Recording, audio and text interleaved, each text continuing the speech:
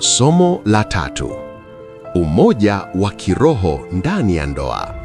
Swali: inawezekana watu wawili wakaishi nyumba moja, wakalala kitanda kimoja, lakini mioyo yao iwe mbali? Je, ndoa yako ni umoja wa mwili tu au ni umoja wa roho? Moja, maana ya umoja kibiblia. Biblia inasema katika Mwanzo 2:24, nao watakuwa mwili mmoja.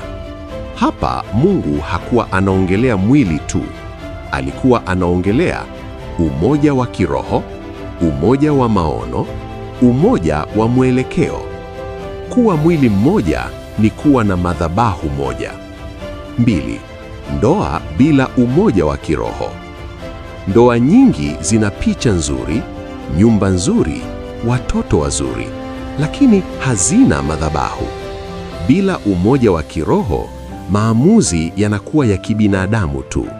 Hasira zinatawala, migogoro inashinda. Biblia inasema katika Amosi 3:3, je, watu wawili waweza kutembea pamoja wasipokuwa wamepatana? Kupatana hapa si tu kukubaliana mawazo, ni kuwa na roho moja mbele za Mungu. 3. Madhabahu ya familia.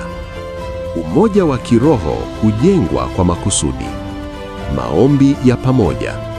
Wakati mume na mke wanapiga magoti pamoja, kiburi kinayeyuka, hasira zinapungua, maamuzi yanapata mwanga. Maombi huunganisha roho kabla hayajaunganisha mawazo. Biblia inasema katika Mathayo 18:19, wawili wenu watakapopatana duniani katika jambo lolote. Hapo kuna siri: kupatana kiroho, kusameheana haraka. Hakuna ndoa isiyo na makosa, lakini kuna ndoa zinazokufa kwa sababu ya kinyongo. Biblia inasema katika Wakolosai 3:13, mkisameheana kama Kristo alivyowasamehe ninyi. Umoja wa kiroho hauishi mahali pa kumbukumbu za maumivu. Maono ya pamoja. Mume ana maono yake, mke ana maono yake, lakini ndoa inahitaji maono ya pamoja. Ni wapi mnaelekea? Mnajenga nini? Mnalea kizazi cha aina gani? Bila maono ya pamoja, mnaishi pamoja lakini mnakwenda pande tofauti. 4. Adui wa umoja wa kiroho. Adui si mke wako. Adui si mume wako. Adui ni kiburi, ukimya wa kuadhibu, maamuzi bila kushauriana, kuweka watu wa nje katikati ya ndoa. Biblia inasema katika Waefeso 4:27, wala msimpe Ibilisi nafasi. Nafasi huja pale penye ufa wa kiroho. 5. Umoja hujengwa, hauji tu. Usiseme tulikuwa karibu zamani.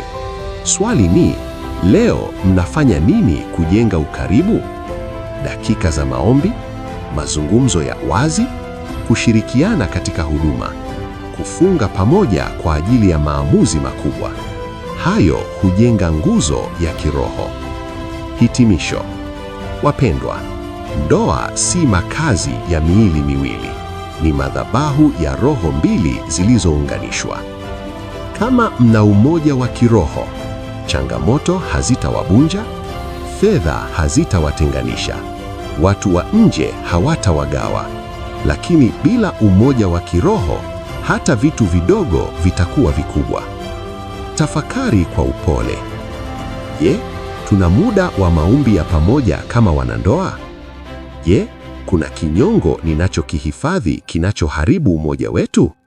Tunayo maono ya pamoja au tunaishi tu siku kwa siku? Je, ninachangia kujenga au kubunja madhabahu ya familia? Kama mtoto wangu angeiga ndoa yangu, ningejivunia. Mwanafunzi mwema, hii ndiyo roho ya kujenga familia za kudumu. Sasa tunaingia sehemu inayotuleta karibu zaidi pamoja na wenzi wetu, kila mmoja na mwenzi wake. Mawasiliano ndani ya ndoa. Karibu katika sehemu inayofuata. Subscribe, comments, like and share. Fanya jambo hili muhimu kama bado haujafanya hivyo, kama ishara ya upendo ulionao. Kwaheri.